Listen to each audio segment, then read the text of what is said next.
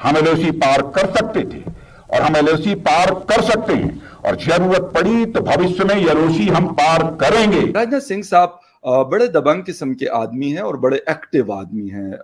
3-4 लोग हैं कैबिनेट के जिनको मेरे ख्याल पाकिस्तान में मोस्टली लोग जानते हैं, जिसमें एक राजनाथ सिंह साहब है, डॉक्टर जयशंकर साहब हैं, और आप लोगों के इंटीरियर मिनिस्टर अमित शाह साहब हैं, और यूपी के जो चीफ मिनिस्टर हैं योगी साहब, ये, और यकीनन नरेंद्र मोदी साहब प्राइम मिनिस्टर। ये 5 लोग ऐसे हैं कि मेरे ख्याल में मोस्टली लोग पाकिस्तान में इनको जानते हैं। हो सकते हैं बाकी भी बहुत बड़ी कैबिनेट हो सकती है, बहुत और लोग भी होंगे जो काम करते होंगे, लेकिन उनकी इतनी शायद कोई जानते लोग नहीं है यहाँ पर।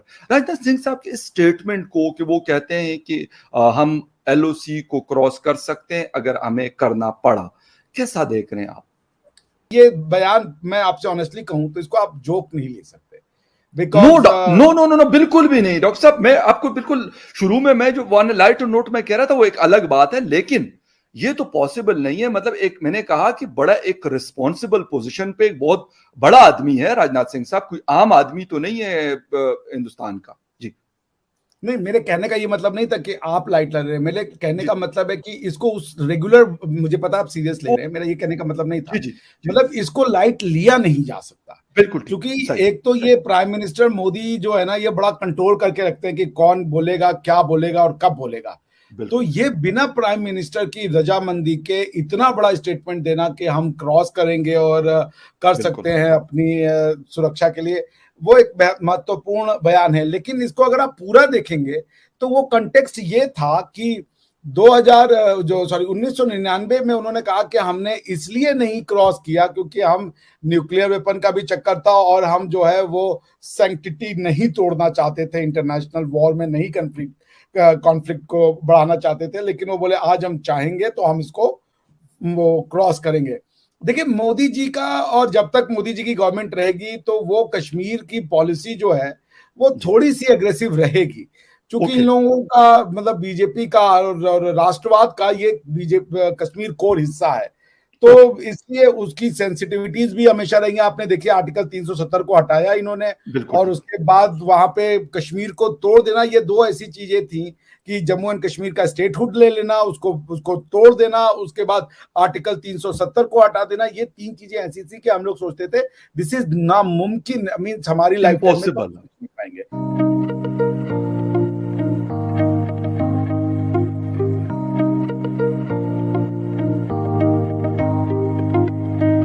इन दिनों भारत अपनी मौशी पॉलिसीज की वजह से दाद का मुस्तहिक है।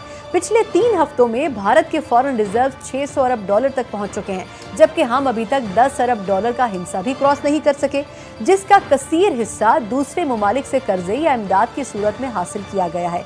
भारत के आगे निकलने की बड़ी वजह उनके फाइनेंशियल सिस्टम में की जाने वाली तब्दीलियां और सियासी इस्तेहकाम भी हैं। वो तब्दीलियां पाकिस्तान में आखिर क्यों नहीं अपनाई जा सकी, इस पर हम प्रोग्राम के इस सेगमेंट में बात करेंगे। Will come to the topic. एक तो ये कि मैंने इंडिया की स्टोरी का हवाला इसलिए दिया कि पिछले हमने देखा कि 2 हफ्तों या 3 हफ्तों में गालिबन उन्होंने 600 अरब डॉलर को क्रॉस कर दिया, और उसमें से 12 अरब डॉलर का आई थिंक जो फिगर है वो सिर्फ डेढ़ हफ्ते में हुआ है।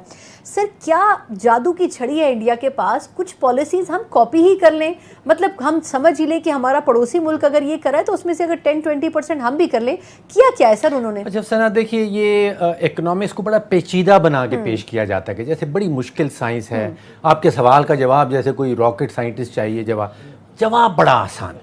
उनके पास डॉलर के ज़खायर क्यों हैं और हमारे पास क्यों नहीं है?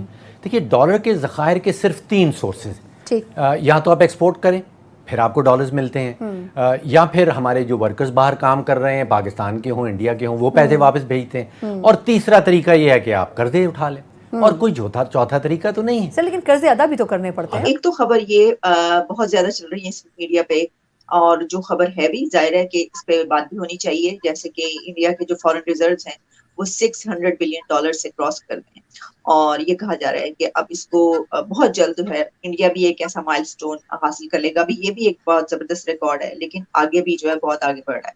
जबकि पाकिस्तान की तरफ से जब हम मईशत की बात करते हैं तो हम देखते हैं कि अभी तक ये कहा जा रहा है कि हम जो कशकोल है उसको उठाकर फेंक देंगे। इसके ऊपर बात करने के लिए हमें कनाडा से ज्वाइन कर रहे हैं जनाब हामिद बाशानी साहब, जो कि सीनियर पॉलिटिकल एनालिस्ट हैं और जर्नलिस्ट भी हैं। बाशानी साहब, thank you so much for joining my show. Thank you ji, आपका शुक्रिया। सर जैसा कि मैंने बताया कि ये खबर जैसा बड़ी खबर है कि इंडिया के फॉरेन रिजर्व्स जो हैं वो $600 बिलियन क्रॉस कर गए हैं। वो कह रहे हैं बहुत जल्द 1 ट्रिलियन तक हमने पहुंचना है, जबकि हमारी तरफ आर्मी चीफ की तरफ से भी कल के रोज ये बयान आया कि पाकिस्तानी अवाम कशकोल उठाकर फेंक देंगे, कशकोल उठाकर बाहर फेंक देंगे और जल्द से जल्द हम हर कीमत पर इससे जो है वो पाकिस्तान को का बहरान से निकलने में मदद करें। और हमारे जो वजीर आजम है उनका ये कहना है कि अगर मेरे होते हुए यानी उनके दौरे हुकूमत में मुल्क दिवालिया हो जाता तो उनके लिए एक बहुत बड़ा धब्बा होता, बल्कि उनकी कब्र पर कतबा तक जो है लगता, उसके ऊपर लिखा जाता कि उनके होते हुए एक वो हो गया। तो बैरिस्टर साहब, क्या वाकई हम जो है वो कशकोल उठाकर बाहर फेंक देंगे? ऐसा जल्दी होगा? आपको कैसा लगता है? देखें जी, जहां तक ये इस बात का ताल्लुक है कि इंडिया ने 600,000 का जो माइलस्टोन है वो क्रॉस कर दिया, तो ये जाहिर है एक रिमार्केबल अचीवमेंट डेफिनेटली है, लेकिन ये खबर नहीं है, जैसा कि मैंने बहुत डिफरेंट जगहों पे ये कहा है कि खबर वो होती है जिसमें कोई नई बात हो। अब ये इंडिया के लिए कोई नई बात नहीं है। अगर आपके फॉरेन रिजर्व जो हैं वो 598,000 को क्रॉस कर गए हैं। 4 औरतें, 4 अलग स्टेट, चारों बॉर्डर स्टेट, चारों का पाकिस्तान से कनेक्शन। एक कहावत है, the female of the species is more dangerous than the male. ये कहावत है, आप देख लीजिएगा। द फीमेल बन जाता है, आधार कार्ड, पैन कार्ड, उनका बैंक अकाउंट खुल जाता है, 2 महीने बाद उनका पासपोर्ट बन जाता है, सारे के सारे बांग्लादेशी कहते हैं हम मालदा के हैं। She will become an influencer.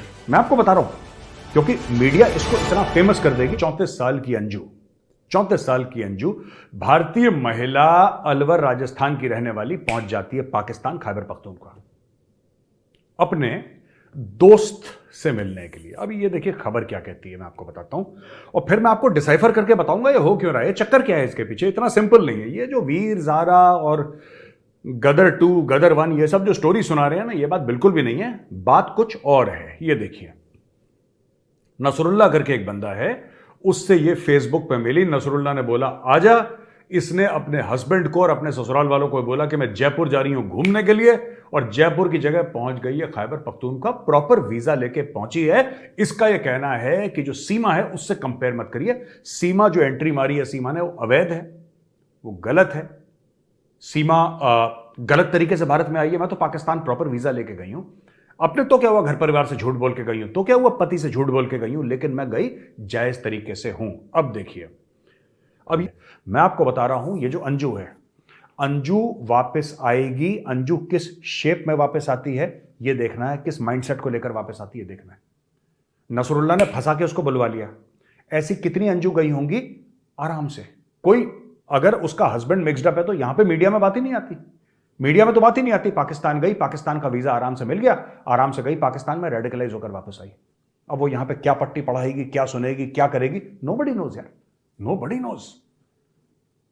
Knows. और ये हमारी जिसको सिक्योरिटी एजेंसीज हैं उनके लिए बहुत खतरनाक चीज है, बहुत खतरनाक चीज है, क्योंकि आपको ये नहीं पता है कि ऐसे कितने लोग हैं, कितनी अंजू हैं, कितनी सीमा है, कितनी किरणदीप कौर है, आपको पता ही नहीं है। यू डोंट नो, क्योंकि there is no way of knowing. ठीक है, जैसे पंजाब है, पंजाब में बाहर जाने का क्रेज है, एक अमीर आदमी है, करोड़पति है, ठीक है, उसके दिमाग में मैंने कनाडा जाना, उसके दिमाग में है, जबकि करोड़पति है। उसके यहां मर्सिडीज खड़ी होगी गांव में, एस क्लास खड़ी है उसके घर में, उसका क्रेज है कि मैंने कनाडा जाना है। तो है, शौक होते हैं अपने अपने, उसका भी शौक है, कोई बात नहीं, इट्स नॉट इलीगल, कोई गलत काम तो नहीं कर रहा। ठीक है, वहां पे जाके शादी करता है, वहां पे जाके किससे मिलता है, क्या रेडिकलाइज होता है, उसकी बीवी कौन है, वहां पे जाके उसकी शादी होती है, यहां पे आके क्या करता है, वही काम अंजू कर रही है, वही काम अंजू कर रही है। अंजू यहां से रिवर्स कर रही है ना, अंजू यहां से जा रही है पाकिस्तान, वो वापस आएगी, क्या करके आएगी, उसको सिर्फ 1 महीने में, वो 1 महीने के लिए गई है पाकिस्तान। ठीक है, आपको क्या लगता है वो 1 महीने नसरुल्लाह के साथ रहेगी? उसको आईएसआई अभी तक उठा चुकी होगी और आईएसआई बैठ के वहां पे उसको ब्लैकमेल करेगी, आईएसआई उसको ट्रेन करेगी, आईएसआई उसको 10 चीजें सिखाएगी, तुम ये करो ये करो ये करो। राजस्थान वैसी बॉर्डर स्टेट है, वो वापस आएगी, यहां पे सेलिब्रिटी बन जाएगी। वो अंजू वापस आएगी और अलवर में पूरा नेशनल मीडिया अंजू के घर के सामने कैमरा लेके खड़ा होगा। सीमा 2.0, आप समझ रहे हैं मेरी बात? जैसे सीमा के साथ हुआ था वही अंजू के साथ होगा। अंजू वापस आएगी, अंजू के घर के सामने टीवी कैमरा, आप क्यों गई पाकिस्तान, क्या मिला आपको, क्या देखा, किससे मिली, आप देखिएगा बड़े कॉन्फिडेंटली आंसर करेगी।